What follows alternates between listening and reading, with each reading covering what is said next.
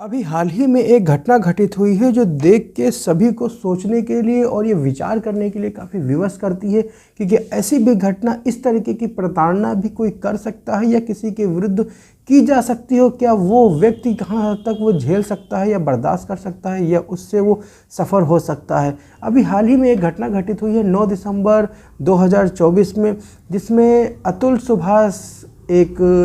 पीड़ित व्यक्ति थे, जो पति थे, उनके ऊपर पत्नी के द्वारा तरह तरह के फर्जी आरोप लगाए गए थे और तरह तरह के फर्जी मुकदमे दाखिल किए गए थे। यहाँ तक कि आपको ये भी देख के अचंभा होगा या फिर आश्चर्य हो सकता है कि एक वर्ष में कम से कम 120 पेशियाँ हो चुकी थी। और इस दौरान आप ये प्रिज्यूम कर सकते हैं कि जो व्यक्ति नौकरी करता है या किसी सर्विस में, या कोई भी व्यक्ति कुछ ना कुछ अपने जीवन यापन करने के लिए कुछ ना कुछ अवश्य करता है, तो उसी के क्रम में अगर जो साल में कितने मुकदमे उसके विरुद्ध दर्ज हुए होंगे, जिसके आधार पे एक वर्ष में 120 पेशी यानी कि जो डेट हुई हैं उनकी हुई हैं। अब वो डेट पे क्या होता है क्या नहीं होता ये तो बात का विषय है, लेकिन अंततः ये विचार करने वाली बात ये अवश्य है कि अगर जो किसी व्यक्ति के विरुद्ध कोई मुकदमा अगर जो दाखिल किया गया है, तो एक वर्ष में 120 पेशी अगर जो होती हैं, तो उसी के आधार पे आप ये अंदाज़ा लगा सकते हैं कि कितना ज़्यादा उसको प्रताड़ित किया गया होगा।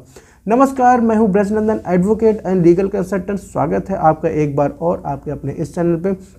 अगर जो आप चैनल पे पहली बार आए हुए हैं, नए हैं, तो इसको लाइक करें, सब्सक्राइब करें। और हाँ, ऐसी ही वीडियो देखने के लिए, इस तरीके की अगर जो आप कोई भी समस्या से अगर जो व्यथित हैं या उनसे पीड़ित है, तो आप हमसे संपर्क कर सकते हैं। संपर्क करने का माध्यम स्क्रीन पे है और हमसे आप किसी भी प्रकार की विधिक जानकारी प्राप्त कर सकते हैं। जैसा कि मैंने पहले बताया कि जो हाल ही में जो घटना घटित हुई है अतुल सुभाष के विरुद्ध, जो उनके साथ इस तरीके की घटना घटित हुई है, जो कि 24 पन्ने का उनके जो आत्महत्या करने का जो प्रयास रहा है, और उस प्रयास करने से पहले अगर जो उन्होंने सुसाइड नोट 24 पन्ने का तैयार किया, और हाँ, इसी के साथ में आत्महत्या करने से पूर्व 1 घंटे का वीडियो भी बनाया, जिसके आधार पे उन्होंने ये आरोप लगाया कि किस वजह से वो आत्महत्या कर रहे हैं और उस आत्महत्या करने के पीछे उकसाने के लिए जो व्यक्ति हैं वो कौन कौन है। उनमें उनकी सास है, साला है, और उनके जो ससुराल वाले के जो लोग हैं उन्हीं को जिम्मेदार बनाया हुआ है। लेकिन कहीं ना कहीं एक चीज़ और विचार करने वाली बात ये निकल के सामने आती है, अगर इस तरीके के तथ्य हो, इस तरीके की घटना या इस तरीके की जो मानसिकता या आत्महत्या करने के लिए या प्रेरित करने के लिए जो इस तरीके के जो कदम उठाए जाते हैं, ये भविष्य में किसी को ना प्रेरित कर सके या किसी भी तरीके से दूसरे व्यक्ति को वो ना उकसा सके, तो इसके लिए भविष्य में क्या क्या गाइडलाइन है, क्या हमारे पास सुप्रीम कोर्ट की जो मान्य जो द्वारा जो आदेश हैं वो किस प्रकार वो उपलब्ध हैं और उनको हमें किस तरीके से लागू करना चाहिए। क्या ऐसी कोई घटना है जिससे कि फर्जी आरोप या फर्जी मुकदमों से बचा जा सकता है। इस तरीके के कोई जजमेंट अगर जो उच्चतम न्यायालय द्वारा प्रतिपादित किया गया है, तो क्या उसको लागू किया जाना चाहिए या नहीं लागू किया जाना चाहिए। अंततः ये आप भी जानते हैं और सभी लोग जानते हैं, अगर जो उच्चतम न्यायालय द्वारा पारित कोई भी निर्णय है, वो भारत के भूभाग में किसी भी न्यायालय द्वारा उसको अनुसरण किया जाता है, यानी कि उसको फॉलो किया जाता है।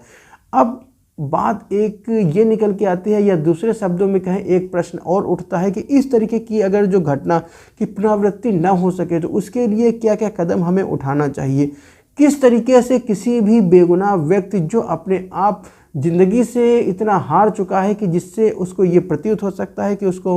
मृत्यु को गले लगाना उसको आसान प्रतीत होता है, तो इस तरीके की प्रताड़ना से परेशान हो कि इस तरीके के जो कदम उठाए गए हैं ये दोबारा ना हो सके, इसके लिए क्या क्या लीगल रेमेडी उपलब्ध हैं। लीगल रेमेडी तो उपलब्ध है, लेकिन क्या कारण रहा है, किस तरीके से किसी फैक्ट में, किसी वाद में वो लागू नहीं हो सके हैं, तो इसके पीछे कारण अलग हो सकते हैं। वो हम कारण को किसी और वीडियो में डिस्कस करेंगे। लेकिन अंततः मैं एक चीज़ और बताना चाहूँगा कि माननीय उच्चतम न्यायालय द्वारा प्रतिपादित कई ऐसे सिद्धांत हैं, कई ऐसे रूलिंग हैं, जो केस लॉ हैं, जो बिल्कुल फिट हैं, जिसमें ये क्लियरली कट कहा गया है कि अगर जो इस तरीके की फर्जी आरोप या फर्जी घटना को दिखा के कोई आरोप अगर जो माननीय न्यायालय के समक्ष इस तरीके का वाद लाया जा सकता है, तो उनका क्या प्रभाव होगा, किस तरीके से आप उनको लड़ सकते हैं। इस तरीके की कई जजमेंट, कई भी केस लॉ जो उपलब्ध हैं, वो समय समय पर माननीय न्यायालय के समक्ष, जो उनकी जो निचली अदालतें हैं, उनके समक्ष प्रस्तुत किया जाता है। लेकिन कहीं ना कहीं कोई भी इस तरीके की अगर जो जस्टिस मिलने से उनको देरी होती है, जैसे जो हाल ही में घटना घटित हुई है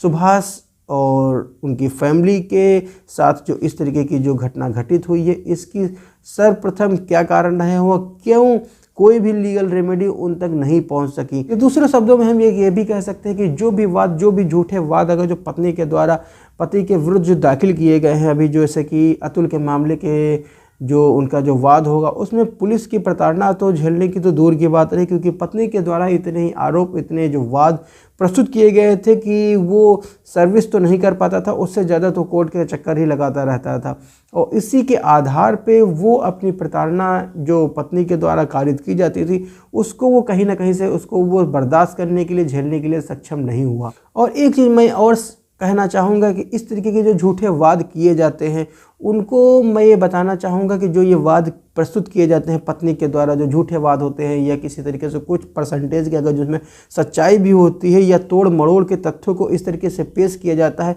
जिसके आधार पे आप ये अंदाज़ा लगा सकते हैं कि पत्नी के द्वारा जो आरोपित, जो प्रस्तुत किए गए जो वाद हैं वो किसी तरीके से कोई बहुत बड़े तोप नहीं है, उनसे निपटा जा सकता है। क्योंकि जाहिर से तौर पर अगर जो हम ये कह सकें कि इस तरीके से अगर सभी पत्नियों के द्वारा जो फर्जी आरोप अगर जो प्रस्तुत किए गए हैं उन्हीं से अगर जो प्रताड़ना समझ के या उनको बर्दाश्त नहीं कर सकते, जो इसी के आधार पे अगर जो सभी पति आत्महत्या करने लगे, तो ये हमारा समाज किस ओर जाएगा, किस ओर हमारा लेके जाएगा कि जहाँ पे हम अंततः क्या साबित करना चाहेंगे और हम अपने समाज को क्या देके जाएंगे। क्योंकि आपको भी जो इस तरीके की अगर जो घटना या इस तरीके की जो परेशानी से झेल रहे हैं तो एक बिंदु है, एक विचार करने वाली बात यह है, तो आत्महत्या कर लेना तो आपको है, आप अपने जीवन लीला तो समाप्त कर सकते हैं, लेकिन आप अपने परिवार वालों के साथ जो रहते आए हैं उनके बारे में विचार करना भूल जाते हैं। आपके परिवार में आपके माता पिता हो सकते हैं, आपकी बहन हो सकते हैं, भाई हो सकते हैं,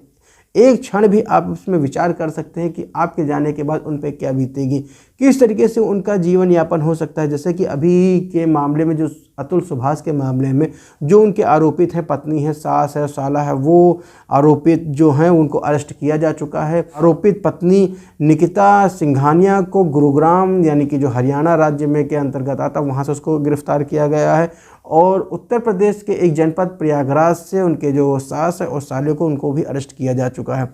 और इसी के आधार पे ज़रूरी नहीं है कि आप अगर इस तरीके की अगर जो आत्महत्या की जैसी पुनरावृत्ति अगर इस तरीके की घटना का जो भविष्य में होती रहे, तो इसके आधार पे जो फर्जी मुकदमे दाखिल करने वाली जो पत्नियां हैं उनका कॉन्फिडेंस लेवल यानी कि उनका जो व्यवहार और उनका किस तरीके से क्या परिवर्तित होगा, उनके द्वारा जो की जा रही होगी ब्लैकमेलिंग को किस तरीके से प्रारंभ होगी, इसका अंदाज़ा लगा पाना भी काफ़ी मुश्किल है। और जैसे कि हमारे जो नए लॉ हैं, भारतीय नागरिक सुरक्षा संहिता, भारतीय न्याय संहिता और भारतीय समाज में जो साक्ष्य के रूप में जो नया कानून है भारतीय साक्ष्य अधिनियम, इनके आधार पर एक चीज़ अवश्य हो चुकी है कि कोई भी आरोप, कोई भी झूठा हो चाहे सच्चा हो, कोई भी आरोप अगर जो माननीय न्यायालय के समक्ष अगर जो प्रस्तुत किया जाता है या थाने में भी कोई प्रार्थना पत्र दिया जाता है, तो सर्वप्रथम सबसे पहले जो भी व्यक्ति उस प्रार्थना पत्र को प्रस्तुत करता है, ये उसके ऊपर भार बनता है कि वो अपने प्रार्थना पत्र में लिखे गए तथ्यों को उसको प्रूफ करे, यानी कि उसको साबित करे कि किस तरीके से जो ये तथ्य उसके द्वारा जो प्रार्थना पत्र में लिखे गए हैं वो बिल्कुल सत्य हो, बिल्कुल सही है। अगर जो ऐसा करने में वो अगर जो असफल रहता है या रहती है, तो उसके द्वारा जो प्रस्तुत किया जा रहा प्रार्थना पत्र है उसको आगे की कार्यवाही में उसको सम्मिलित नहीं किया जाएगा, जो कि अभी नए लॉ में और जो नए कानून अभी बने हुए उनके जो धाराओं में इसको सम्मिलित किया गया है। इसी के आधार पे अगर जो हम ये कहना चाहें कि इस तरीके की अगर जो पुनरावृत्ति नहीं हो सकती है, तो इसको एक बार विचार करने वाली बात है, क्योंकि पूरा देश को ये एक गाइडलाइन तो नहीं कह सकते, लेकिन एक पूरे देश में एक मैसेज गया है कि प्रताड़ना इस तरीके भी हो सकती है, यानी क्रूरल्टी का ग्राउंड यहाँ तक भी जा सकता है, उसका लेवल एक यहाँ तक भी जा सकता है कि इस स्तर तक भी पत्नी जो है वो प्रताड़ना कर सकती है, पति को परेशान कर सकती है कि वो ज़िंदगी को उसको बोझ समझ सके और उसको जो मृत्यु को गले लगाना उसको आसान लगने लगे। आज का वीडियो यहीं तक है, इतना ही है। मिलते हैं किसी और एक वीडियो में। अगर जो आपकी कोई क्वेरी है, कोई जिज्ञासा है, तो हमें कमेंट करके अवश्य बताएं। और तो फिर मिलते हैं किसी और एक वीडियो में एक नई जानकारी के साथ, एक नए विषय पर चर्चा करने के लिए। और हाँ, वीडियो अंत तक देखने के लिए प्रेमपूर्वक धन्यवाद। जय हिंद।